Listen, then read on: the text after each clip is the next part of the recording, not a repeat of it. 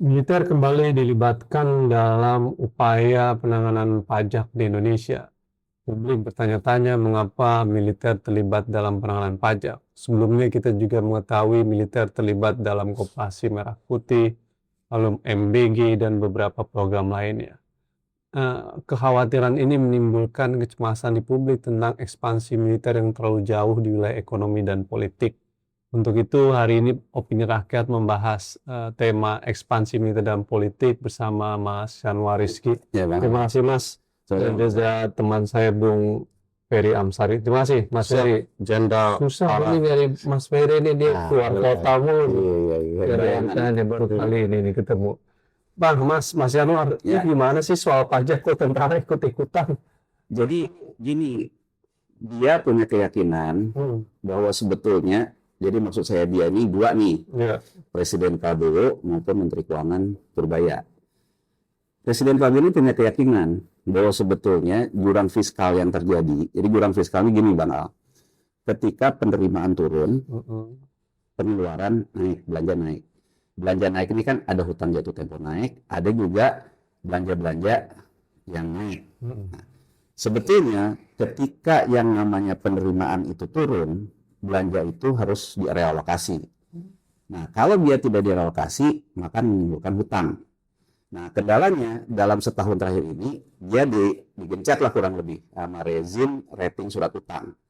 Karena terjadinya fiscal cliff tadi. Nah, Menteri Keuangan Purbaya, dia selalu bilang bahwa dia berhasil meningkatkan penerimaan negara 30% year on year di Maret nih. Jadi di Maret itu dia bilang bahwa dibandingkan Maret 2025, Maret 2026 penerimaan pajak itu naik 30%. Dari situ kita bisa lihat dia mengandalkan bahwa meningkatkan kepatuhan sebetulnya. Jadi dia bilang, saya itu intinya kepatuhan pajak ini akan dilakukan. Itu dulu cara berpikirnya. Presiden selalu bilang kan tentang maling-maling itu, uang dibawa keluar segala macam. Jadi intinya dari Presiden Prabowo maupun Menteri Keuangan Purbaya, stance-nya itu bahwa penerimaan itu akan dinaikkan lewat kepatuhan. Nah, lewat kepatuhan ini, orang selalu mengartikan seolah-olah berburu di kebun binatang.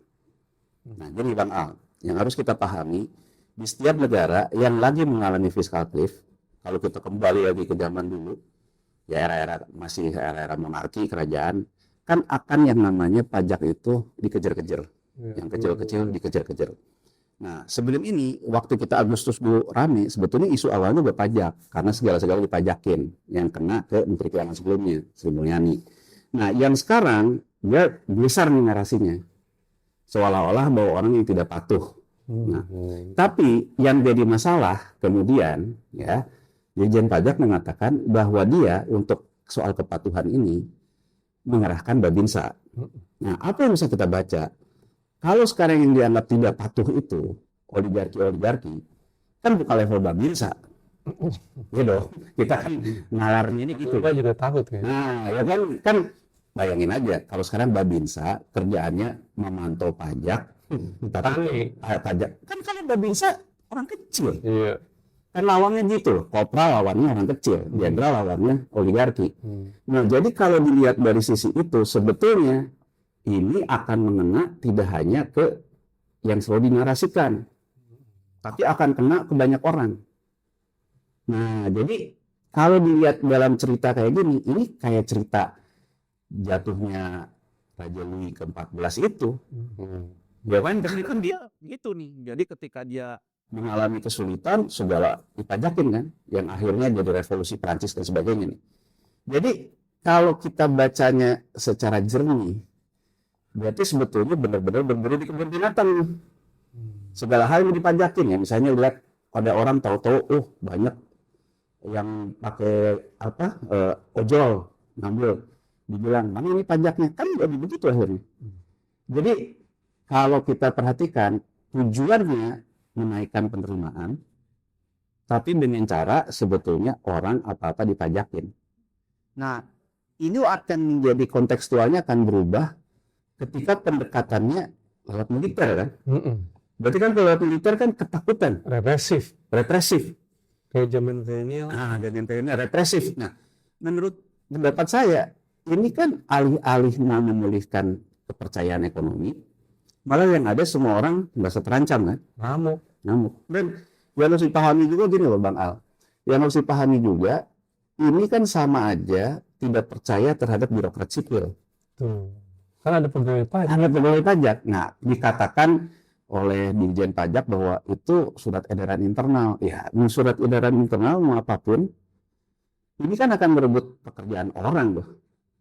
Karena gini, Dirjen Pajak itu adalah ASN terbesar.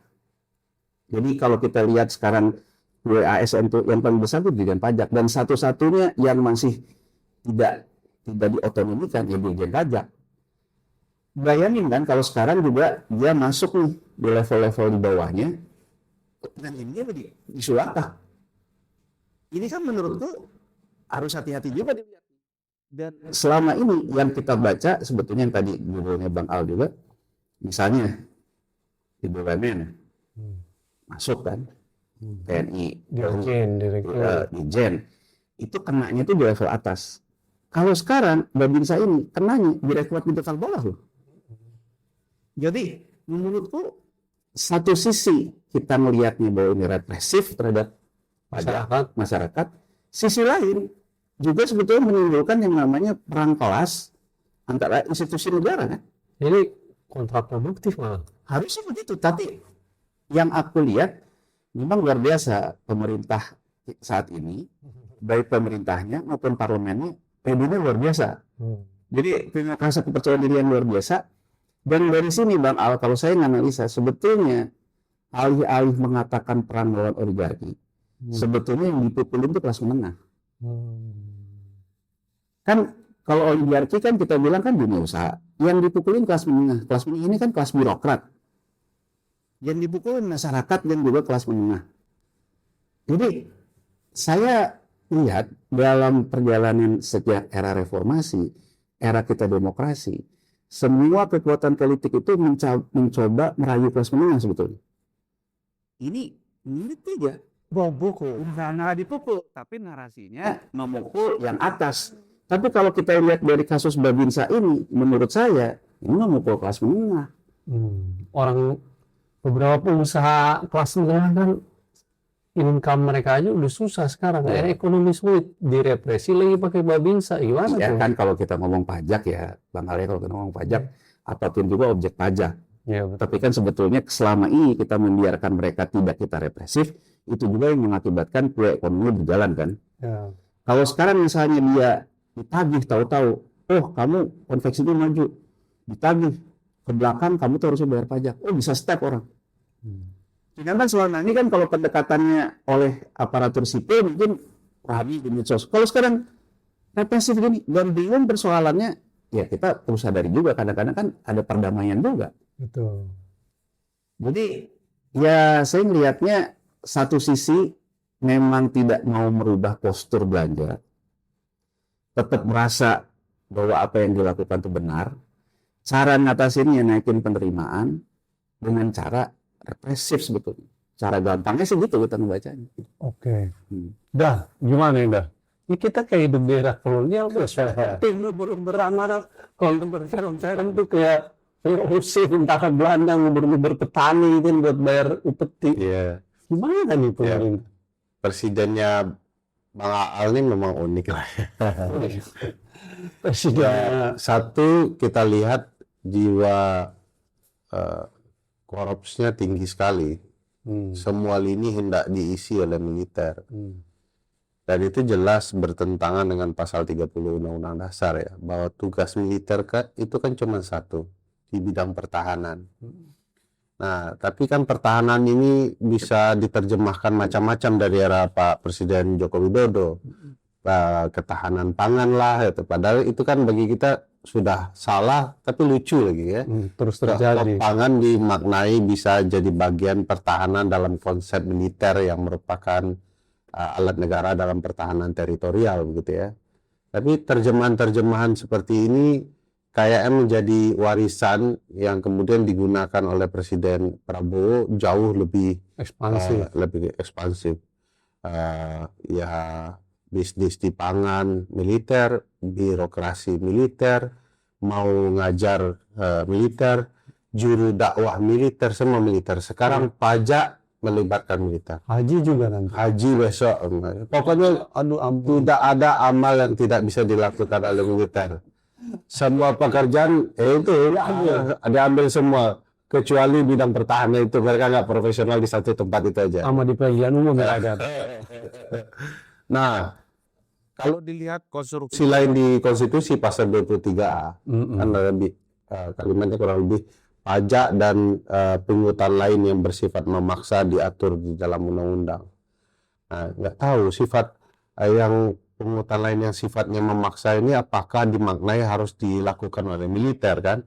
Padahal harusnya ruang sipil ya dikelola oleh sipil. Ada instrumen hukum yang sifatnya memaksa agar warga negara membayar itu.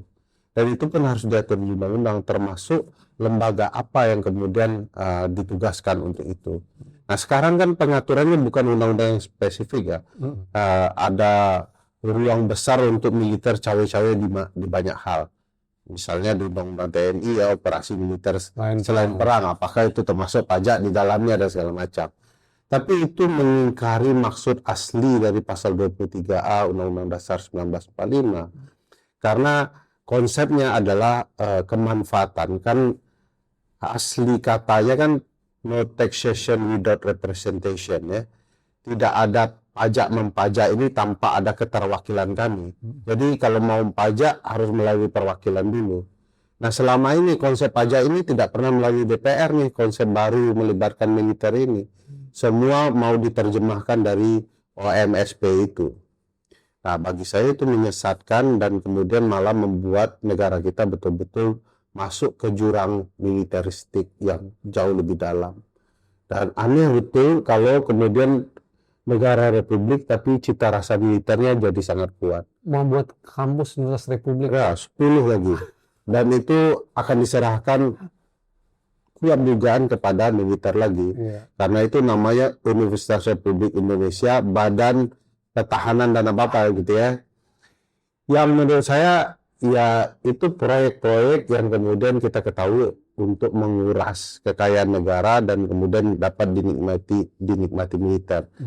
Ambil contoh, sebenarnya kan di Russell Group kan Prabowo buat komitmen ya mau bangun 10 kampus yang fokus kepada kedokteran. Tapi kan begitu ditarik, kalau sudah bicara kampus itu kan urusan Kemenristek Dikti atau kemudian yang lain gitu ya. Yang jelas itu banyakkan sipil. Sementara proyek ini mau dinikmati oleh sekelompok militer yang ada. Nah, maka dibuatlah Universitas Republik Indonesia, badan yang menggabungkan LAN, Lemhanas, dan segala macam. Lalu dia akan mengurus yang namanya 10 kampus. Lucunya Pak Al, bagi saya orang kampus ya lucu nih Bang. Nama pemimpinnya Rektor Universitas Republik Indonesia. Sebenarnya nih. Ya, bagian ujungnya sebel. Universitas Republik Indonesia rektornya namanya gubernur. Kayak Lemhanas juga ya, karena Lemhanas di bawahnya. Coba gubernur VOC ya. Cuma saya kepikiran gini aja Pak. Pak, kalau rektornya gubernur namanya, dekannya apa gitu, bupati ya. Jadi mulai sekarang saya mau ini manggil dekan saya Pak Bupati, rektor. Tapi ini murni proyek agar pembangunan 10 kampus yang kedokteran itu tetap di bawah kelompok militer yang ada. Dan aneh juga, kita sudah ada kampus, mau bangun kampus yang baru untuk ruang medik itu ya, kesehatan dan lain-lain. Padahal kampus-kampus bagus yang punya kualitas perlu diperkuat, kampus-kampus yang sudah masih bobrok harus dibantu. Kenapa nggak diperbaiki saja itu? Jadi ini belum selesai bangun rumah baru gitu. Universitas Pertahanan ini belum tuntas, nggak jelas juga itu. Toiletnya mungkin masih. Jadi banyak hal problematika yang mengarah kepada ya bagi-bagi kekuasaan kelompok-kelompok militer yang tentu saja jiwa korsanya Pak Prabowo ada di sana. Jadi ekspansi militer dalam pajak ini melanggar konstitusi? Melanggar konstitusi lah, konsepnya nggak begitu gitu ya. Yang saya kepikiran itu kalau narik pajak oleh tentara, betul Bang Januaris kita dibilang ini kayak zaman Oh, Pajak. kerajaan itu kan pajak itu dipunguti oleh prajurit-prajurit kerajaan kan. Jadi kayak pikir ini sudah Nonton film drama Kumbara. Ini jauh betul dari cerita prinsip-prinsip konstitusional kita yang meletakkan sipil sebagai sesuatu yang dominan. Iya, iya. Nah, Mas, kemarin saya ketemu temen, ada beberapa pengusaha, mereka nganggap politik perpajakan Indonesia hari ini dijadikan sandra buat para pengusaha. Kalau lu nggak nyetor ke Patriot Bond dan lain sebagainya, gue tersangkakan dengan alasan pajak dan lain sebagainya. Apakah hal ini memang terjadi dalam rezim ini, Mas? Soal politik mengancam dengan pajak, politik mengancam, apalagi nanti pakai militer gitu. Sehingga mereka merasa tersandra dalam rezim pemerintahan ini. Oke, biar fair gitu ya. Ya. Sebetulnya memainkan instrumen pajak yang dianggap tidak disiplin di era sebelumnya untuk mengatasi persoalan hari ini bukan baru dilakukan oleh pemerintahan ini. Nah, ini pernah dilakukan oleh pemerintahan Presiden Joko Widodo ketika dia melakukan yang disebut dengan tax amnesty. Tapi kembali lagi, tax amnesty narasinya tata kelola, narasinya penguatan sipil. Itu dulu ya perbedaan yang harus kita lihat. Jadi sebetulnya kalau kita mau jujur bahwa ini sebetulnya mengulang cerita tentang tax amnesty. Nah, kalau di tax amnesty sebetulnya intinya adalah orang di masa lalu kalau ada persoalan perpajakan dia yang ya entah itu transfer pricing lah, entah itu under invoicing dan sebagainya itu, Anda sekarang saya kasih pengampunan pajak deklarasi kalau di dalam negeri. Kalau yang dari luar negeri, repatriasi. Ini aku jelasin dulu konsep di 2016. Jadi di 2016 itu ada dua model. Sri Mulyani ini ya, Ya, Sri Mulyani. Bukan Bambang Brojo sebetulnya. Oh, Jadi Sri Mulyani masuk setelah program tax amnesty-nya sudah berjalan. Tapi dia model nih, yang disebut dengan deklarasi repatriasi. Jadi kalau orang di dalam negeri, dia mendeklarasikan untuk sesuatu yang tidak ada di SPT, saya deklarasikan. Dan kemudian pajak nggak boleh nanya juga, itu datangnya dulu dari mana. Kalau kita deklarasikan, kita dapat tarif khusus final, tidak ngitung dari segala macam. Nah, ini juga akan menimbulkan persoalan waktu itu. Persoalan waktu itu orang menganggap, oh kalau gitu yang selama ini yang disiplin dirugikan dong, orang tahu-tahu bisa deklarasi. Terlepas dari itu. Kedua, repatriasi. Repatriasi ini untuk aset-aset di luar negeri. Aset-aset di luar negeri yang kemudian dideklarasikan masuk. Nah, kemudian ini namanya repatriasi. Nah, yang terjadi di 2016, Bang Al, repatriasinya tidak sesuai harapan. Jadi, kalau kita lihat narasinya pada waktu itu kita masih ingat, sekarang juga sering diulang-ulang di media sosial. Jokowi selalu ngomong, saya ada data di kantong saya ada 11.000 triliun. Nah, ceritanya di tax amnesty itu, repatriasi yang muncul itu nggak banyak. Yang masuk itu nggak sebesar itu. Nah, berangkat dari pemikiran ini, pemerintahan Prabowo ini nganggap narasinya maling-maling itu. Jadi dikata-katain lah. Yang tadi Bang Al juga mungkin pengusaha rasanya ditekan. Ya, betul. Jadi kalau di era Jokowi, pada waktu itu, eranya masih self-assessment. Jadi artinya, ya kamu repatriasi aja. Kalau kamu tidak repatriasi, kalau nanti suatu saat saya tahu kamu ada masalah, maka saya akan melakukan penegakan hukum. Itu narasi kelompok sipil banget lah. Narasi tata kelola gitu. Jadi narasinya itu adalah saya membuka ruang tax amnesty, kamu sekarang melakukan repatriasi. Kalau kamu tidak memanfaatkan repatriasi ini, kalau suatu saat saya tahu bahwa kamu menyimpan aset di luar negeri, itu udah nggak ada ampun. Kurang lebih begitu. Nah, kalau yang ini beda. Dari awal selalu sudah mengatakan bahwa kamu maling. Kamu salah.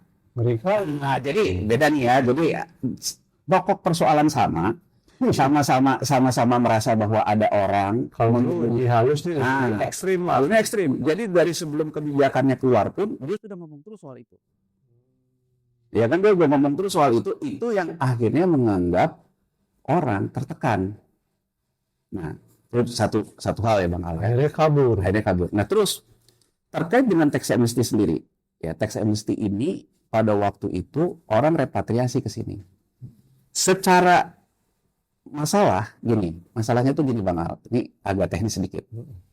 Orang kenapa tidak mau menarik dananya dari luar dipindahkan ke dalam negeri? Persoalannya, uang ini juga itu bukan uang bebas. Jadi gampangnya, ketika seorang pengusaha, dia nyarok nih, yang disebut dengan dana hasil ekspor yang selalu dikatakan oleh Prabowo nih. Jadi dia misalnya eksportir. Uang ini ditaruh di perbankan luar negeri. Ini kan yang harus direpatriasi. Ketika dia mau kembalikan ini ke repatriasi ke dalam, uang ini udah dijaminkan oleh dia di perbankan luar negeri untuk dia mendapatkan pembiayaan. Itu satu. Alasan lain juga terkait dengan alasan yang terkait dengan sangat teknis. Misalnya gini, pertemuan pada waktu itu terkait dengan repatriasi ini antara banyak pengusaha dengan Bank Indonesia. Mereka menganggap kalau kita simpan di luar negeri, itu banyak produk instrumen keuangannya. Karena kami juga kan perlu mengelola hedging rupiah, terus segala macam.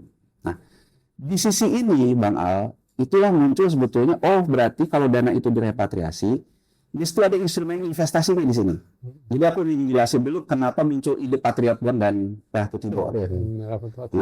Jadi sebetulnya belajar dari kegagalan tax amnesty di 2016, kenapa tax amnesty tidak optimal? Karena ketika uang itu masuknya itu kan ke produk tabungan, produk deposito, yang menurut beberapa pengusaha tidak menguntungkan. Sementara di luar negeri ada instrumen investasi.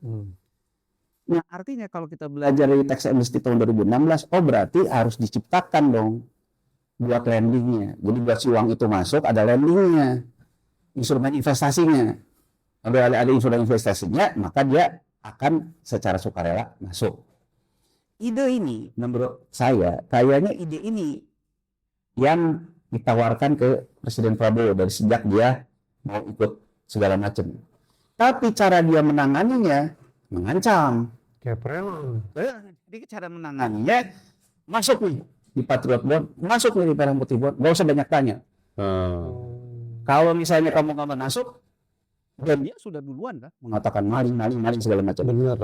Jadi ada persoalan yang sebetulnya secara tata kelola memang bisa kita benarkan, ada instrumen yang diciptakan oleh pemerintah untuk jadi lending uang masuk. Tapi kan tetap saja kita harus menggunakan itu dengan bahasa bisnis. Kalau pengusaha kan gini loh Bang Al. Pengusaha itu kan cenderung mencari win-win. Bukan bahasa centeng ya. Nah, jadi kan kalau pengusaha itu gini. Oke, kamu bantu negara. Kamu masuk ke sini. Kan win-win. Dicari kan titik tengahnya. Kali ini kan enggak. Belum ada apa. Dia udah ngomongin. Kamu maling. Ya kan kalau kamu mau masuk, maling. Kamu saya hajar gitu. Nah, problem terbesarnya Bang Al. Nah, mungkin saya di titik ini, saya ingin memberikan gambaran ini loh. Seperti juga kita pernah bahas di podcastnya Bang Al ini juga. Ini sebenarnya terjadi Bang Al di Korea Selatan ketika Kim Yung Sam, ya kan? Dia mengatakan saya harus meluruskan sejarah. Gak bisa ini yang namanya caibol ini kan oligarki, ya kan? Caibol ini mengatur negara. Dia tangkaplah Roh tangkaplah Chun Dok-wan, termasuk caibol Samsung, Daewoo dan SKB dan sebagainya. Kemudian diserang balik kan? Diserang balik kemudian dikatakan, Kim Yung Sam, Anda kata siapa? Tidak melakukan apa yang sama seperti kita lakukan. Dimunculkanlah bahwa anaknya Kim Yung Sam sama oligarki baru. Yang perusahaan baja itu. Iya. Nah, saya ingin mengatakan titik ini. Kalau Bang Al dikatakan oleh seorang pemimpin, kamu maling, tapi karena Bang Al tahu, karena ngehajar saya cuman karena mau ganti caibol aja, atau cuma mau ganti oligarki aja, ganti pemain. Nuansa ini terjadi. Suka nggak suka terjadi. Makanya nggak kaget kalau banyak pengusaha bilang ke Bang Al, kita kerasa diperes. Kenapa? Karena kredibilitinya itu udah hilang sebetulnya. Ini inti kata gitu ya. Ini kan sebetulnya mengulang cerita di Korea Selatan tahun 96. Yang akhir-akhirnya begitu dibongkar habis, oh ini mah cuma pergantian caibol, bukan memberantas meluruskan sejarah. Nah, kurang lebih kan kayak gitu sekarang yang terjadi. Makanya orang merasa terancam kan. Nah, orang susah melakukan mungkin ya, kalau di Korea Selatan kan terjadinya tuh Sun De Huan yang rejim militernya, Roh Tai itu kadernya, sipil yang merebut kendali terhadap militer kan. Di kita nih kebalikan ini sekarang. Militer yang menekan sipil kan. Ya mungkin di kelompok sipil ini sendiri mau membangun perlawanan, misalnya membongkar adiknya presiden bukan sama kita, nggak ada bedanya. Ada ketakutan. Nah, ketakutan ini ditambah jelas lagi dengan selalu memberikan sinyal tentang represif kan. Jadi pelibatan militer ini bagian dari politik ketakutan rejim yang digunakan untuk menghadapi mereka-mereka yang dianggap maling dan nggak patuh itu. Tapi yang ini juga merasa bahwa, loh, saya juga kan, kamu juga sama aja. Tapi untuk melakukan perlawanan, hanya untuk ganti pemain, untuk melakukan perlawanan di sini kan berat nih, karena dia menggunakan militeristik kan. Nah, ini Bang Al, kalau kita perhatikan, sebetulnya inti masalahnya itu, kenapa orang merasa diperas, karena dia merasa bahwa, kan gini loh, beda kalau misalnya gini loh, Anda mau ngomong patriot, dan Anda patriot bener. Di sana pertama kali yang disuruh keluarganya sendiri dulu dong. patriot atasnya keluarga lu enggak. Sekarang nih ya, aku kemarin baru baca di satu medsos ada FYP lewat, katanya anak presiden menghimbau masyarakat untuk membuang dolar, jadi Aceh melepaskan dolar. Pertanyaan sih simpel, kasat mata saja kita tahu keluarga presiden ini keluarga yang sering tinggal di luar negeri. Kasat mata loh. Apakah sekarang kita juga diberikan transparansi? Sebenarnya presiden sendiri punya uang di luar negeri. Dan jangan pakai rupiah. Jadi kan maksud saya, Bang Al, ketika sekarang kan beda. Misalnya Bang Al, saya bilang, kan bisa gini lah Bang Al. Saya bilang ke Bang Al, masukin duit lu yang dari luar. Tapi Bang Al tahu kan, dia juga punya duit. Tapi kalau beda kan kalau saya ngomong, nih, gue berduluan. Lu kapan? Tidak loh. Ada contoh. Jadi artinya kenapa orang merasa ditekan seperti yang pengusaha-pengusaha yang curhat ke Bang Al? Karena itu Bang Al. Karena dia ngerasa bahwa bukan oleh komunikasi yang equal. Tapi komunikasi itu seolah disalah-salahin, yang nyalahin sebetulnya offset juga. Lu sama pemain. Sama-sama pemain, bedanya cuma berbiasa gue nggak berkuasa kan gitu aja. Kalau gitu gue kabur aja dah. Iya kan gitu loh. Itu dan terus dia menyalah-nyalahkan kenapa muncul soal antek asing, antek soros segala macam. Karena kan uang orang-orang ini adanya kan di institusi hedge fund. Tapi sekarang kita lihat lagi Bang Al.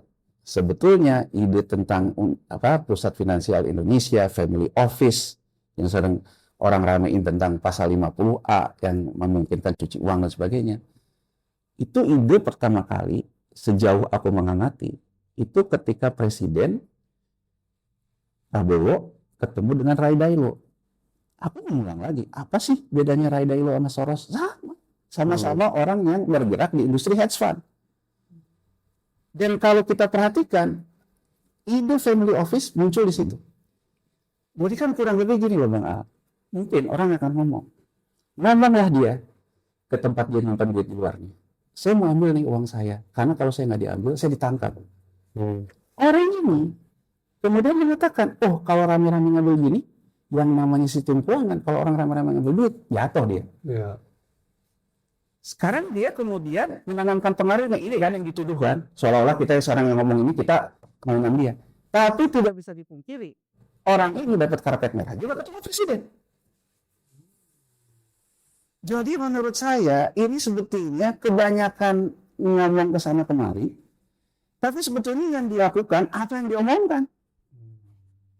Nah, kendalanya kan kembali lagi Bang Al, kendalanya kan pasti nih dari sudut pandang itu, kalau pengusaha juga dia akan mencari dong titik-titik perlindungannya. Jadi ya saya sih sederhananya menjawab bahwa kebutuhan kita untuk melakukan repatriasi memang ada. Tapi kalau caranya kayak gini, orang ada ketakutan. Makanya kalau saya caranya bukan melalui kesadaran, tapi represif dan pemaksaan nih. Coba Bang Al. Yang kedua, nggak imbang. Nggak ngancem ke gue, ke diri lu nggak ngasih contoh. Coba kita lihat nih politik apartheidnya Nelson Mandela, walaupun bukan soal duit ya. Nelson Mandela kan begitu jadi presiden, dia bilang kita harus rekonsiliasi nasional. Dia bilang kita memaafkan tapi jangan melupakan. Orang disuruh deklarasi dong terhadap pelanggaran-pelanggaran di masa lalu. Mengakui semua. Mengakui kemudian rekonsiliasi nasional. Kan kalau sekarang kita mau bisa ditempuhkan, udahlah kita di masa lalu ini koruptor semua, termasuk saya. Kan kita kan bilang begitu loh. Iya kan gitu loh. Udahlah gitu kan. Nah, sekarang kita sama-sama tobat sama-sama deh. Iya. Tobat sama-sama, kita mengakui kesalahan kita sama-sama, kita rame-rame yuk masukin di, termasuk kita gitu kan. Iya. Itu baru benar menurut saya. Nah, kita pakai patriot, pakai ultra patriot apa? itu. Jadi ya kembali lagi. Mungkin gini sebelum ke Bang Ferry, saya tuh melihat gini, bahwa kalau punya mimpi gede, visi gede, tapi tidak menggunakan tata kelola, itu yang ada melukis langit. Di langit-langit aja, di awan-awan aja gitu. Dalam pelaksanaannya korup. Artinya kalau memang visi besar, dia juga punya teknokrat untuk melakukan ini. Nggak ada.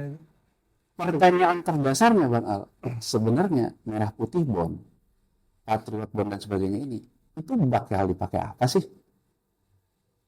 Membiayai semua belanja pemerintah ini. Belanja semua pemerintah ini, kalau secara akuntansi, cost center, jadi cost center itu gini Bang, cost center itu membiayai sesuatu yang sebetulnya kayak bank kasih ibu, hanya memberi tak berharap kembali.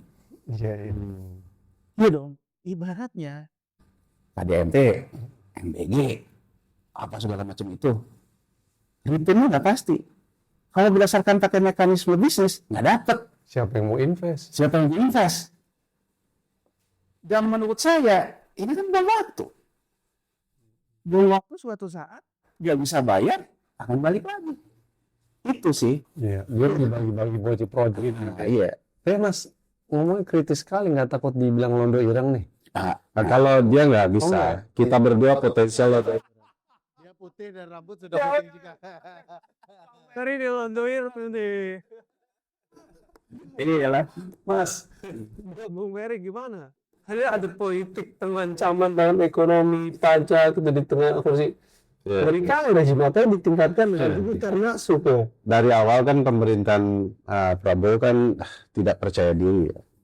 Makanya kebanyakan pidato, mana ada orang presiden percaya diri itu pidato 3 jam gitu ya. Presiden yang percaya diri itu tentu akan mempersingkat pidatonya dan lebih banyak memastikan eksekusi kebijakan yang jauh lebih baik. Ya. Dalam politik lembaga kepresidenan disebut sebagai presiden yang mampu berkomunikasi baik dengan presiden itu adalah presiden yang mampu mempersuasi orang, meyakinkan orang, tanam modal dong di sini. Dan presiden itu tidak mungkin dengan gaya ngancam. Nah, presiden ngancam-ngancam kan nggak percaya diri. Apa ini Kata Ustad ya, bukan kata Ferry Amsari ya. masyarakat dia diusir lagi. Diusir lagi. Banyak. Dan persis lagi pidatonya dengan Donald Trump. Satu frekuensi. Nah, bukti itu kan bisa lihat ya dari visi misi pemberantasan korupsi kan agak janggal ya antara pidato satu dan yang lain. Misalnya kalian akan saya kejar ke Antartika.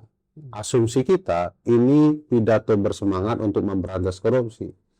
Tapi pidato yang lain mengatakan, sudahlah para koruptor, kalau Anda ingin mengembalikan uangnya kita maafkan. Jadi ngejar ke Antartika itu ngejar duitnya, bukan memberikan pemidanan. Ya, Anda balikan uang selesai, kami ampuni. Nah, ini pula yang membuat berbagai kebijakan kemarin ya, Jampitsus yang lama selalu memamerkan uang sebanyak-banyaknya ya. Dan itu juga melibatkan militer kan, Satgas PKH itu ya, dan kita bisa lihat itu juga bentuk ancaman. Seluruh bisnis-bisnis yang berkaitan dengan hutan, bukan saya tidak setuju ini ada perbaikan soal bisnis hutan ya, tetapi kalau para orang yang menjadi pebisnis diancam gitu ya, lalu uangnya ditarik, sampai hari diambil. Iya, sampai hari ini nggak ada laporan ini uang 311 triliun ya. Ya. 2 kali apa itu? Dari mana? Kasusnya apa? Kejahatannya apa? Kenapa mereka mengembalikan dalam jumlah tertentu? Yang lain berapa? Jadi tertutup sekali. Tiba-tiba ada setumpuk uang besar di belakang presiden.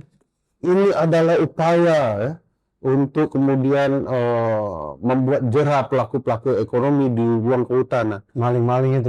Iya, maling-maling. Cuman ini uang sebanyak ini, apa peristiwanya? Kok tertutup begitu kita? Padahal ini penegakan hukum. Jadi saya merasa betul poinnya adalah ini sedang cari uang aja sebanyak tempat. Satgas PKH lah, Patriot Bond, Merah Putih Bond, Janes Bond, pokoknya bond-bond semuanya itu. Ini ngebok gitu ya. semua naruh duit aja Pak. Iya. Ya, dan di titik ini sebenarnya kelihatan presiden itu bukanlah pemimpin yang membuat tata kelola bernegara menjadi rapi. Pemberantasan korupsi itu harusnya seperti apa? Mengelola ekonomi seperti apa? Bukan membuat danantara untuk kemudian ya berbisnis dalam bentuk yang kita juga nggak tahu ini badannya apa sebenarnya. Ini aneh sekali. Semua naruh duit. Lalu sekarang pajak. 2029 nih. Ya pastilah kan. O3 ya. O3. Otak, otot, ongkos. Nah, ongkosnya ini nih cerita panjang hal soal ongkos itu ya 2029 Pak. Jadi memastikan stabilitas rezim militer akan berkelanjutan ke depan. Yang stabil itu rezimnya bukan ekonomi kita, bukan kehidupan rakyat, layanan publik dan lain-lain. Jadi ke arah itu kita bisa membaca bahwa presiden memang tidak memahami bagaimana negara dijalankan. Yang ada di kepalanya sebagai orang yang terlatih dalam perang ya adalah memastikan eksekusi yang tidak ada tujuannya. Itu yang kemudian saya khawatir ya. Ya kalau Bang Yanuar dituduh londo ireng, ya sebenarnya kata-kata Adnan Topanusodo dari pronunciation-nya aja presiden sudah salah katanya. Londo ireng gitu ya, cara orang Jawa. Jadi dari cara ini sangat tidak Jawa dia. Jadi dia sendiri sebenarnya patut dituduh juga itu. Lagi kalau dilihat sejarah. Ya begawan ekonomi kita, Sumitoro Joyo Hadikusumo. Kalau tidak berkomunikasi dengan orang luar, ya entahlah gitu ya gimana. Nah, cerita perjuangan beliau. Jadi sebenarnya tudingan-tudingan itu bagian dari ketidakpercayaan diri sebagai pemerintah itu. Atau kegagalan pemerintah tuh. Ya, dia merasa dikritik, merasa di challenge ya. Dia nggak siap menjelaskan ke publik sebagai pemerintah. Betul. Begitu ternyata kebijakan ekonomi beliau dikritik oleh Bang Yanuar Rizky, dia pilihannya bukan membalas apa yang dikritiknya dengan kebijakan yang lebih baik dan pembuktian dari kebijakannya, tapi tuding aja londo ireng lu. Ya, antek soros. Apapun kritiknya, apapun perspektif publik, ujung-ujungnya minimnya tetap Teh Botol Sosro itu, Teh Botol Soros itu. Jadi bagi saya presiden yang tidak percaya diri seperti ini ya satu sisi yang saya yakini adalah dia tidak tahu bagaimana cara kerjanya negara. Yang dia tahu bagaimana negara dapat uang sebanyak-banyaknya nanti untuk program-program teman-temannya, dan teman-temannya akan menjadi backup untuk menuju pemilu berikutnya. Dari cara kerja bernegara, presiden nggak paham. Nah, dalam konteks militer dan pajak, kan kalau orang menganggap ketimbang melibatkan militer dalam urusan pajak, lebih baik bagaimana membersihkan, membangun clean and good governance di sektor pajak. Melibatkan KPK, lebih benar ya kan, penegakan hukum yang proporsional dan baik. Bukan itu lebih baik ketimbang melibatkan militer. Orang harusnya dirjen pajak atau presiden ya untuk membangun clean and governance di sektor perpajakan, KPK lebih intensif untuk memantau kinerja pegawai pajak gitu. Lalu juga penegakan hukum dalam penanganan pajak bisa dilakukan dengan proporsional.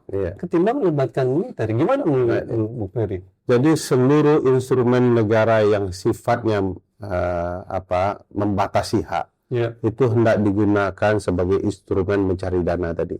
Coba Pak Al perhatikan tindak pidana korupsi, ya lebih cenderung ke lawan politik quote and quote ya, tidak betul-betul bicara pemberantasan korupsi. Kita temu kasus yang janggal sekali di beberapa sisi. Lalu pajak ini kan instrumen yang pemaksa yang digunakan dalam hukum administrasi negara kan, bahwa negara perlu pengelolaan, cara kemudian negara bisa mengelola diri harus ada dananya dari publik kan gitu. Nah, ini juga digunakan untuk satu sisi ya mencekik lawan politik. Saya kemarin ketawa ya di titik tertentu, ketawanya miris ya. Kan Prof. Ferry Latuhihin tiba-tiba disuratin oleh Kementerian Keuangan, Dirjen Pajak gitu ya, untuk kemudian melaporkan keuangannya. Kenapa? Karena dia tidak melaporkan honor-honornya ketika jadi narasumber di TV A, TV B, TV C. Saya ketawa. Begini juga ditanya oleh negara gitu. Tapi negara kurang teliti nih Prof, sering di TV One, Metro belum dimasukkan di sini gitu. Harusnya kalau betul-betul teliti untuk menjerat orang yang kritis dengan instrumen pajak, detail dong gitu ya. Tapi sekali lagi ini memang cara negara bekerja untuk menekan banyak hal. Coba bayangkan, Ferry Latuhihin adalah pengamat ekonomi kelas kakap lah, katakan begitu ya. Lah, bagaimana dengan nasib pengusaha menengah, masyarakat kecil, kalau digunakan instrumen itu untuk rasa bertakut ya, orang membayar pajak dan segala macam. Nah ini kan mulai banyak nih ya, kalau dikait-kaitkan dengan Undang-Undang Cipta Kerja, wah instrumennya banyak betul ya untuk menjerat orang dengan perpajakan gitu. Kalau desa kalau nggak dukung presiden kenal karena semua itu belum lagi ya bangunan negara kan juga banyak yang dipertanyakan pajaknya, dilapor atau tidak, kenapa yang dibebani hanya publik dan rakyat kecil ya. Ya betul. Gimana Mas Yanuar, bukankah kita harusnya lebih bangun clean and good governance di sektor pajak ketimbang libatkan tentara ya? Jadi gini, sama ya. Pertanyaan dia itu membuat kita semakin diposisikan sebagai lode ireng. Jadi kita semakin ini kan. Tapi gini, kan ada yang bilang bahwa presiden ini penguatan negara. Ya, dari mulai katanya mau devisa kontrol, tidak anti pasar kan, kalau pasar kan devisa bebas. Ya, sekarang kita lihat gitu, benarkah presiden melakukan penguatan negara? Saya lihat laporan keuangan pemerintah pusat tahun 2025 yang sudah diaudit oleh BPK. Dan saya memang menunggu. Jadi akhirnya dirilis juga ke publik. Setelah dirilis ke publik, barulah saya lihat.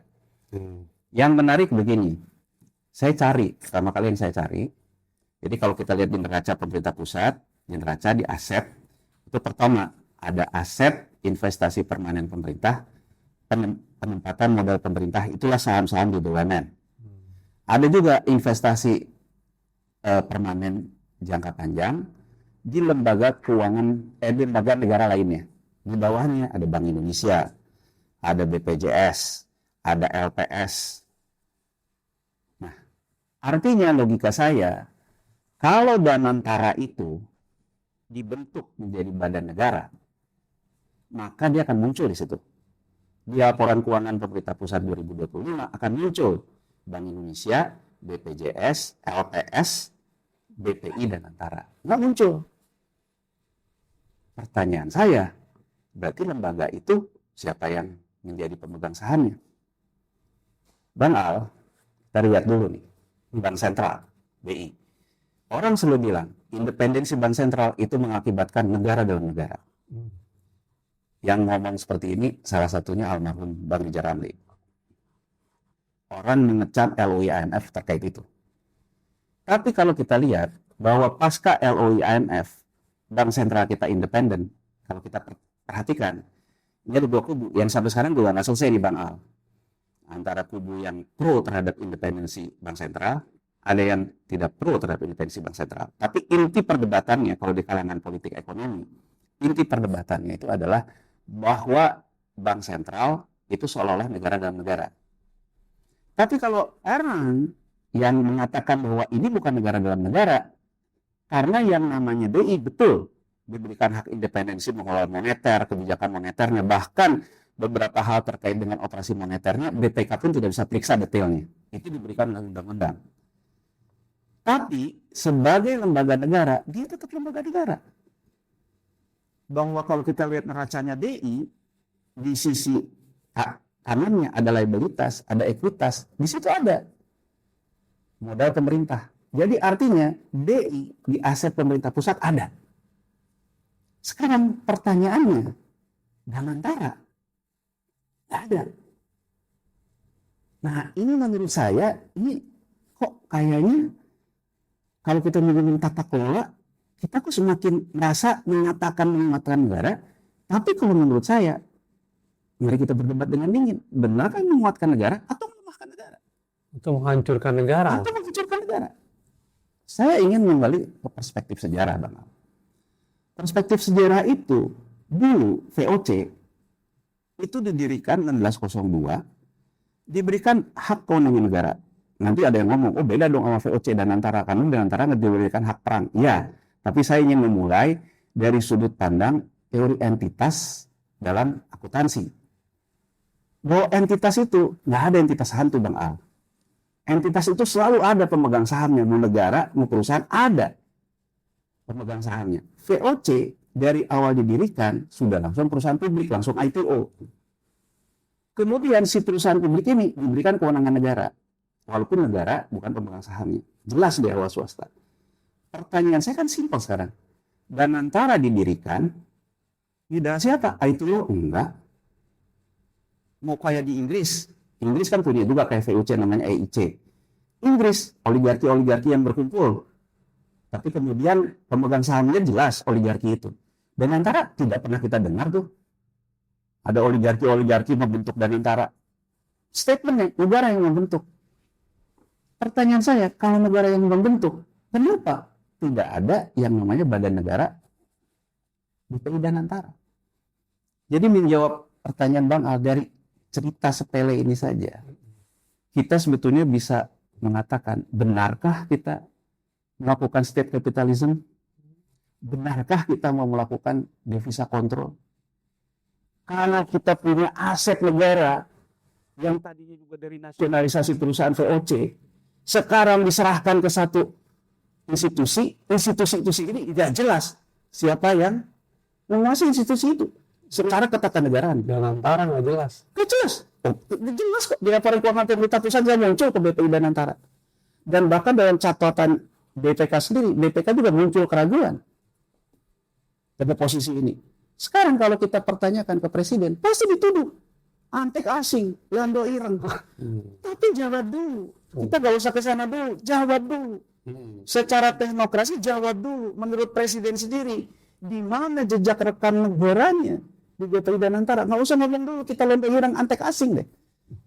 Bisa digugat ke MK ini, Bang Mer. Sangat bisa. Jadi dari situ saja menurut saya mungkin juga ingin, yang tadi Bang Ferry mengatakan tentang Universitas Republik Indonesia. Saya juga dengar Prof. Hikmahanto Juwana bilang, ini negara hukum atau negara suka-suka? Karena pembentukan universitas, ya Prof. Mahfud juga kan bilang, tentang pembentukan ini. Saya juga sama. Dengan melihat laporan keuangan pemerintah pusat 2025, ini sebetulnya negara hukum, negara suka-suka. Kalau sekarang ingin mengatakan BPI Danantara itu menjadi lembaga independen kayak DI, nggak ada masalah Bang Al. Biarkan aja bahwa BPI Danantara tidak boleh diaudit BPK, tidak boleh sama juga kayak BI diatur seperti itu kan. Tapi jangan memungkiri bahwa dia tetap lembaga negara kan. Sekarang lembaga negara pun tidak ada di neraca kita. Ya kita akan ngomong kalau kayak gini. Menurut saya kalau sekarang juga ini jadi kontroversial, jawab dulu. Secara kelembagaan dan antaranya apa? Gak usah nama kita antek asing, antek Soros, gak usah dulu ke sana gitu. Jawab dulu. Ini di kelompok-kelompok ekonomi banyak bertanya juga, ini makhluk apa dengan dan udah gitu dengan makhluk ketidakjelasan ini sekarang ikut rapat KSSK kan luar biasa loh. Apakah kan gini, selalu saya bilang gitu, ini hantu atau apa Bang Al? Kalau kita lihat secara konsepnya, akhirnya dicatatlah bahwa saham-saham yang dialihkan ini jadi dengan macam-macam cara akuntansi. Tapi simpel lagi dulu, kalau sekarang kita menitipkan BUMN kita dikelola oleh BPI Danantara, siapa yang mengelola? BPI Danantara itu siapa yang punya? Negara. Kok nggak muncul? swasta. Enggak juga. Artinya sebetulnya dengan entengnya kita menitipkan pengelolaan aset negara sebelumnya yang jumlahnya 3.200 triliun ke lembaga hantu. Dan antara lembaga hantu ini. Oh iya, kalau kita lihat, saya menggunakan teori akuntansi ya Bang Al. Jadi kalau teori akuntansi, asetnya kan harus diakui. Kemudian yang mengelola aset itu siapa? Yang mengelola aset ini BPI Danantara. Kalau BPI Danantara lembaga negara, dia muncul dong di bawah BI, di bawah BPJS, di bawah EPS. Ini kan nggak muncul. Ada tadi yang kata Bung Ferry katakan, emang tata kelola negara ini kacau. Lebih kacau lagi kan. Ini kan salah satu contoh saja yang ingin saya katakan. Udah gitu, lembaga ini yang akan diandalkan mengeluarkan Patriot Bond, Merah Putih Bond. Bisa sebetulnya berinteraksi dengan siapa? Oh, sekarang saya jadi pengusaha lah. Kalau nggak mau, militer masuk. Ancam. Jadi, menurut saya, dari sini saja saya menganggap bahwa sebetulnya jauh kita untuk mengatakan bahwa kita sebetulnya melakukan state capitalism. Dan saya ingin mengatakan gini loh. Coba Bang Al, Hong Kong ketika diserahkan oleh Inggris ke Cina, pemerintahan Beijing tidak tuh mengatakan bahwa Hong Kong sistemnya berbeda sistem pasar, kita sekarang anti pasar. Enggak tuh. Yang dikatakan oleh Beijing, Hong Kong akan tetap berjalan seperti ketika era di UK. Tapi dia menyadari kalau sekarang kita mengambil alih sistem yang berjalan di Hong Kong seperti itu, tapi kalau namanya aparat penegak hukumnya korup, artinya Beijing menyadari bahwa sistem pasar itu memungkinkan terjadinya yang namanya KKN kan. Dia membentuklah kan ITEC itu kan, KPK-nya itu. Tugasnya satu, cuma ngurusin APH. Ini terkait dengan yang Bang Al katakan tadi, kenapa sih kita tidak menyuruh KPK saja, mendisiplinkan pajak kek, mendisiplinkan APH kek, yang lain-lain bisa ngurus agar ketertibannya terjadi ya. Kalau ini saya ingin menggambarkan militer ngapain? Cina saja yang sudah jelas-jelas negara otoriter. Ya kan mengambil seperti itu. Ketika dia mengambil alih Hong Kong, gitu dan berubah sistem. Tapi dia menyadari dengan pola yang berbeda antara Beijing sama Hong Kong, kemungkinan kalau dia menerapkan yang sama akan terjadi korupsi kan. Yang fokusnya dia apa? Bersihin aja APH-nya. Nah, yang lain-lain kan fokusnya IT kan cuma itu. Jadi kalau menurut saya ini juga Bang Ferry tadi, kalau dia memang konsen terhadap penguatan negara, menurut saya katakan saja kita butuh militer. Sebetulnya militer itu ditempatkan di KPK-nya kan, untuk mengawasi, menertibkan. Nggak boleh juga itu. Nah itu dasarkan kalau kita menganggap dia, tapi kan gini loh, kalau masalahnya juga ada di aparatur itu misalnya itu. Kan ini kan jeruk makan jeruk gitu loh. Jadi dari situ aja menurut saya Bang Al sebenarnya ini lebih banyak antara kemungkinan mikirnya memang patriot, Kelakuannya lain. Ini saya ambil contoh gampang deh, Soeharto deh yang kita kenal sebagai orang yang menerapkan ekonomi komando ya. Tapi terhadap teknokratnya, walaupun banyak orang mengatakan kita ini korban rezim mafia Berkeley ya. Tapi kita nggak usah menyanggah loh Bang Al. Wijoyo Sastro yang dianggap sebagai mafia Berkeley itu teknokrat. Terlepas kita nggak suka mazhabnya ya, itu hal lain Bang Al. Tapi dari sudut pandang manajemen pengelolaan negara, Soeharto terhadap program-programnya itu dia nggak kaleng-kaleng loh. Dia bukan juga kemudian memilih jenderal bintang 5 loh untuk merisin. Wijoyo diberikan keleluasaan luar biasa. Terlepas kita menganggap bahwa Wijoyo lah yang nilai para pasar bebas di kita ya. Tapi kita bisa memahami Soeharto dalam hal manajemen. memilih orang yang memang punya kapasitas dan skill. Karena dia merasa bahwa ekonomi itu butuh keteraturan, dia menyerahkannya kepada teknokrat. Bukan ke tentara. Bukan ke tentara. Jadi menurut saya, dibandingkan dengan Soeharto sekalipun, ini lebih bablas loh Bang Al. Ya, Loh, kita bisa lihat sejarah Orde Baru. hati-hati, untuk Ireng hati-hati ya, untuk Ireng. Tapi kan Berarti Londo Soeharto harusnya. jadi maksud saya, kalau juga kita menganggap kita punya memori bahwa di era lama itu baik, tapi era lama itu teknokratnya tetap teknokrat. Jadi sekarang konsep presiden ini dari mulai Danantara, dari mulai segala macam, siapa sih teknokratnya? Kalau dulu jelas loh, ada Wijoyo dengan timnya. Tapi sekarang udah jelas siapa teknokratnya. Iya, iya. Saya sore ini nggak ada jadwal main bola, tapi gara-gara Mas Yanwar bikin saya pusing gitu, ngomong lembaga hantu. Sore ini saya harus main bola. Lepaskan Iya. Kacauan nih Bang Ferry. Saya mau main apa ya? Katanya pemerintah menjawab tentaranya nggak akan represif kok, hanya mengawasi, memberi informasi, babinsanya. Gimana? Apa itu boleh juga? Nggak perlu juga. Itu logikanya nggak sehat aja. Coba bayangkan tentara sesopan apapun ngomong tapi pakai baju loreng-loreng atau orang tahu tentara, apa nggak takut? Jadi cara mencoba membuat sebuah kebijakan yang angker dilembut-lembutkan itu menurut saya sudahlah, orang sudah tahu ini akan kemana arahnya. Dan kebijakan-kebijakan seperti ini kan sudah terjadi di ruang yang lain. Misalnya alih fungsi lahan. Memang ada yang ramah, Pak. Waduh, ngeri. Semua ngeri-ngeri semua kepada rakyat.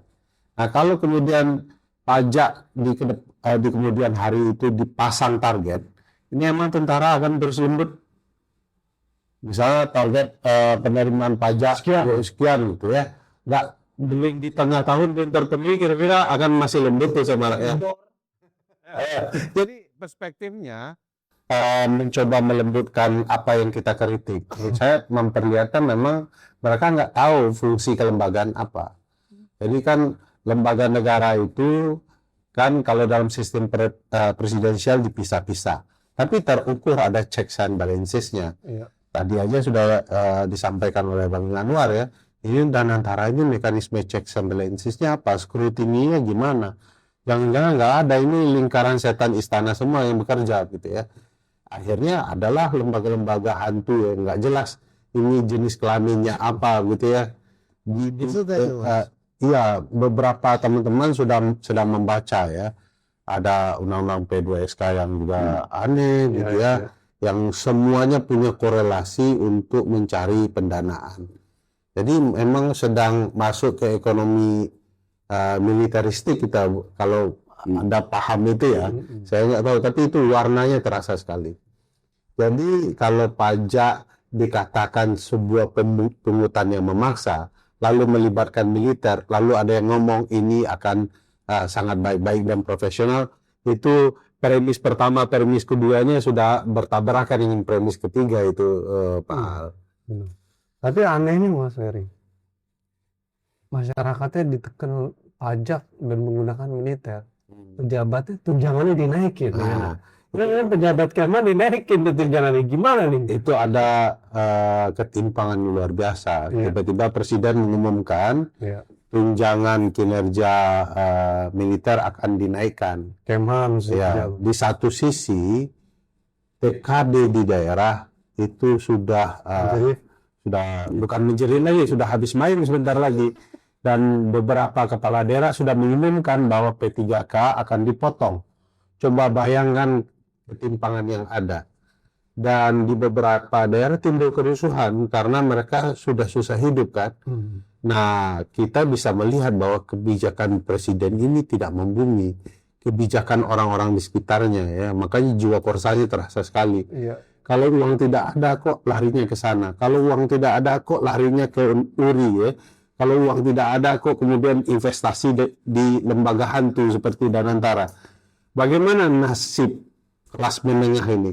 Yang Bang Yanwar bilang ini pertama kali loh kelas menengah hendak dihantam. Padahal logika ekonomi, saya tidak pakar ekonomi, tapi logika ekonomi saya, kalau kelas menengah hidup ke atas ditolong, ke bawah ditolong karena perputaran dananya kan. Nah, logika sederhana ekonomi pun tidak duduk di presiden. Ya memang ada problematika ya, karena bagaimanapun ekonomi itu part of the game-nya adalah matematika. Kalau tidak bisa menambah 10 tambah 6, memang logika ekonomi akan panjang ceritanya. Jadi kalau hanya mau menguntungkan yang di dekat dia, saya pikir memang ini akan jadi problematika di dalam ilmu ekonomi. Kalau saya tidak salah, ini akan ada efek dominonya ya kalau kemudian ada satu ruang yang bermasalah di dalam siklus ekonomi. Kalau Babinsa tetap dipaksa meriksa pajak, boleh ya kita sebagai rakyat minta? Babinsa pertama kali periksa pajak di istana. Belok Pak orangnya minta nih kan. Ya rakyat dulu, periksa dulu di sana. Oh banyak tuh kayak. Aduh. Mas, terakhir Mas Yanwar nih. Kalau ada studi kan menyebutkan kalau ekspansi militer dalam ekonomi terlalu tinggi, pasti kecenderungan pemerintah dan ekonomi akan melemah ya, kayak Myanmar, Sudan dan lain sebagainya. Jadi ada hubungan tuh antara pertumbuhan ekonomi dan ekspansi militer. Kalau militer terlalu berpolitik, masuk ke ruang ekonomi, ada kecenderungan pertumbuhan ekonomi menurun karena negara dikelola oleh bukan mereka yang punya kapasitas dan kompetensi. Dan itu terjadi di banyak negara. Menurut Mas Yanwar akan terjadi nih di masa kini atau sudah terjadi, buktinya sekarang dolar naik 18.000, persoalan ekonomi banyak dan lain sebagainya, dan berbarengan dengan maraknya militer ekspansi di berbagai bidang.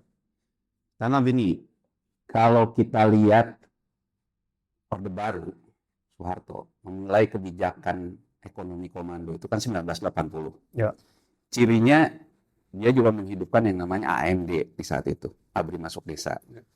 Dia juga banyak program prioritas pada waktu itu. Ada posyandu, koperasi juga, ada koperasi juga, input segala macam, terus ada transmigrasi. Tapi dia juga menghidupkan AMD, ABRI Masuk Desa. Terus ada pendampingan petani. Ya kan, itu dia terkait dengan itu. Jadi cirinya seperti itu. Mirip ya? Mirip. Tapi kenapa pada waktu itu tidak menimbulkan gejolak sosial, Bang Al? Menurut saya satu, Soeharto memulai itu dalam posisi APBN itu surplus. Surplusnya dari mana? Di tahun 70 sampai 78, harga minyak itu tinggi. Dalam harga minyak yang tinggi itu, kita juga waktu itu minyak kita banyak terlepas karena kita peras banyak di sana, sekarang kita nggak punya minyak gitu. Bahkan kalau kita ingat di zaman dulu, zaman kita masih kecil kan, dulu menteri yang populer tuh yang pakai dasi kupu-kupu, Subroto itu. Dan selalu kita dengarkan OPEC gitu kan.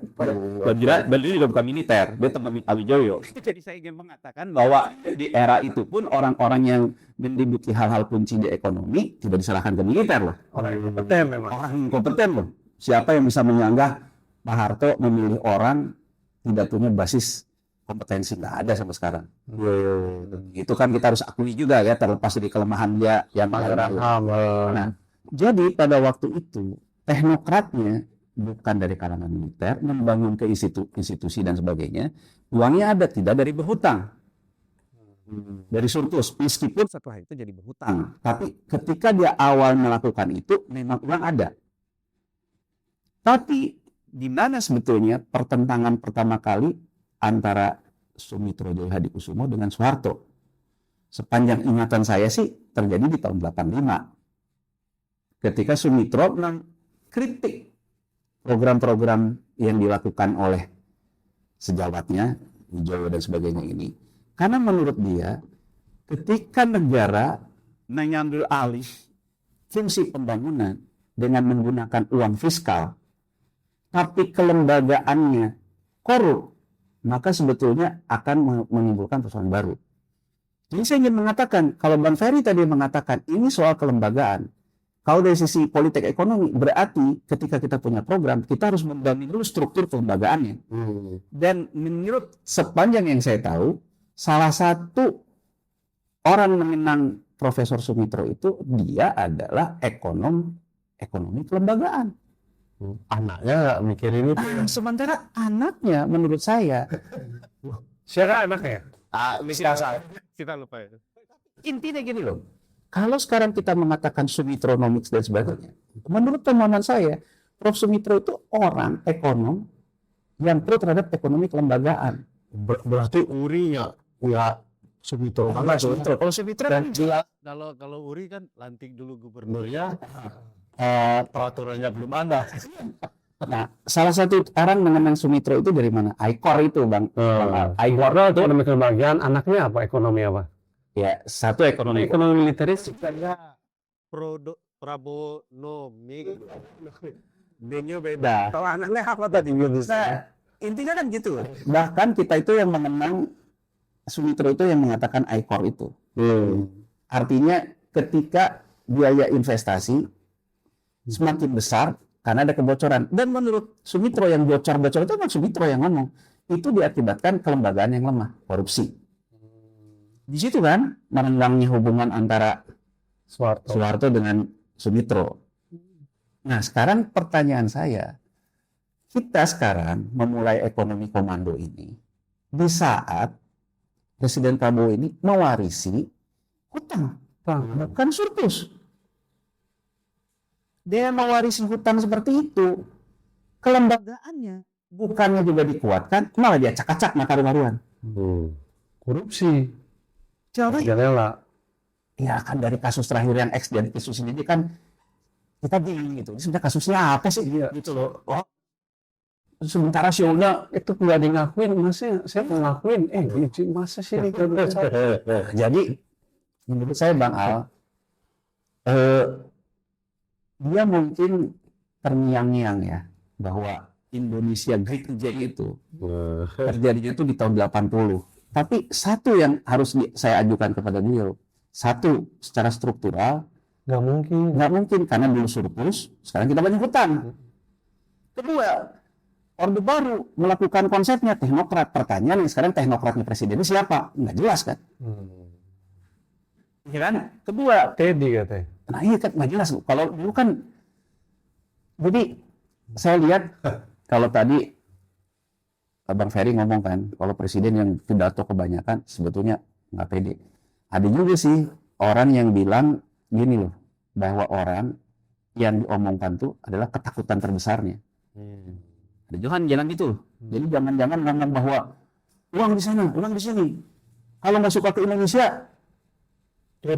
misalnya, padahal semua kita juga bisa tahu sejarah yang pernah tiruan, ya gitu, Pak.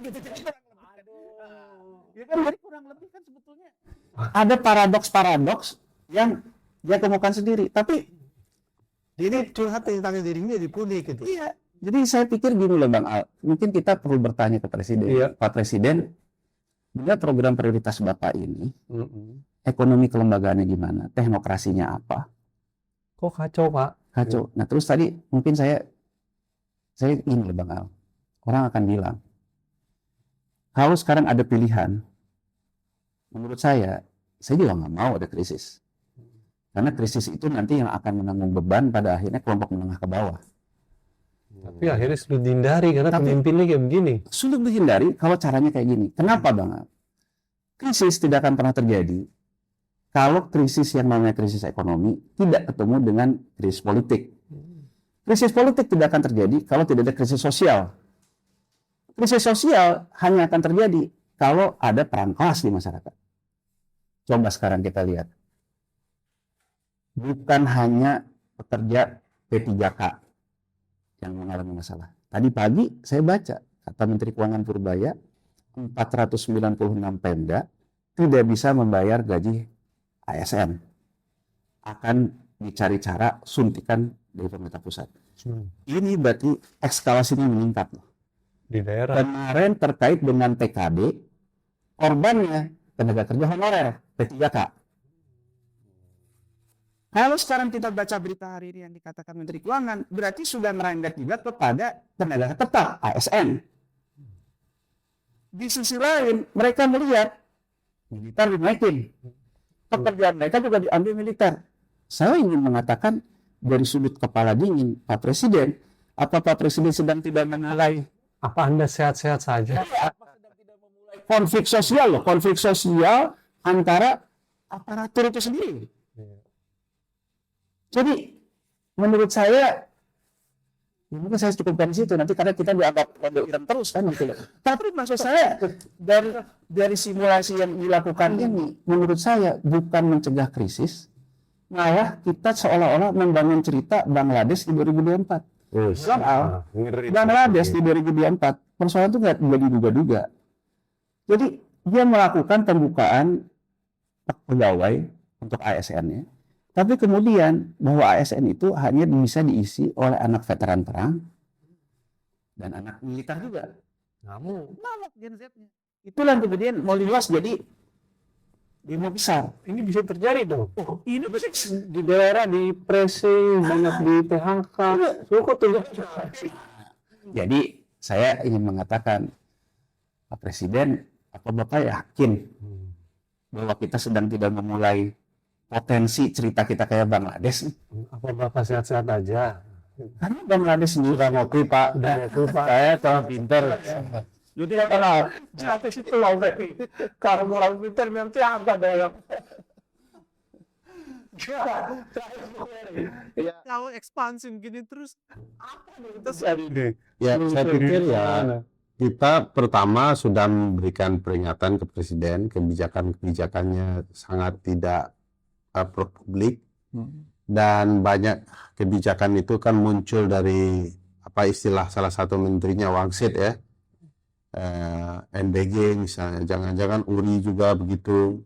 Dan harus dilihat ini struktur cara berpikir Presiden itu selalu memaksakan sesuatu seolah-olah beliau mikir malam ini, teringat sesuatu yang dia pikir bagus, besok pagi dieksekusi.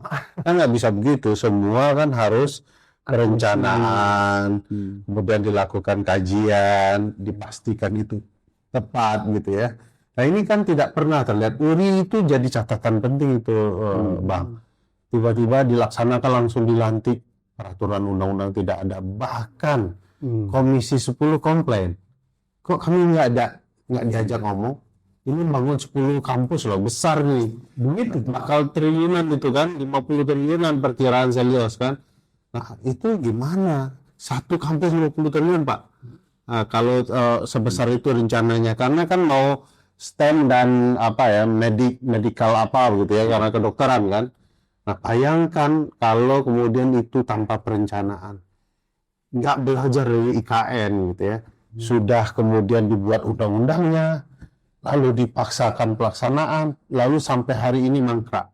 Ini jangankan kayak IKN, undang-undang pun tidak ada. Pokoknya langsung eksekusi. Jadi betul juga ini jangan-jangan negara kita betul-betul dikelola pakai perasaan satu orang. Kalau dia kemudian suka, dia mau eksekusi. Semua pengikutnya mau memastikan itu bisa terlaksana apapun kondisi negara. Dan itulah awal dari beradanya negara di tubir jurang kehancuran. Apakah mau jadi Bangladesh atau yang lain, kita tunggulah kan. Karena ini kan bukan kita yang menginginkan. Kita ingin negara ini damai-damai saja. Tapi kalau kebijakan ini dipaksakan, jangan-jangan dia sendiri yang akan mendorong dirinya jatuh ke jurang yang jauh lebih dalam. Kalau dia enak tuh jatuh jurang lebih dalam, ekonomi kita dia bisa pergi kemana-mana. Kita Balik ke negara mana? Kalau kita di negara kita ini aja, diusir pun kita nggak bisa kemana-mana kan. Sudah nggak disukai presidennya sendiri, mau pergi nggak ada modalnya. Ya sudah di sini aja. Negara ini yang satu-satunya yang kita cintai, dan negara ini pula yang mencintai kita. Sayang presidennya nggak cinta kita dan tidak cinta negara ini. dituduh londo ireng lagi. Kan sudah sering ya. Kalau ante sosro, londo ireng gitu ya, semua bisa dituduhkan. Yang anehnya tudingan itu tidak pernah membahas substansi kritik Pak. Ini kekacauan nih karena banyak bergaul sama Teddy paling Pak Prabowo berteman. Saya agak yakin ke arah itu, tapi biarkanlah waktu yang membuktikan.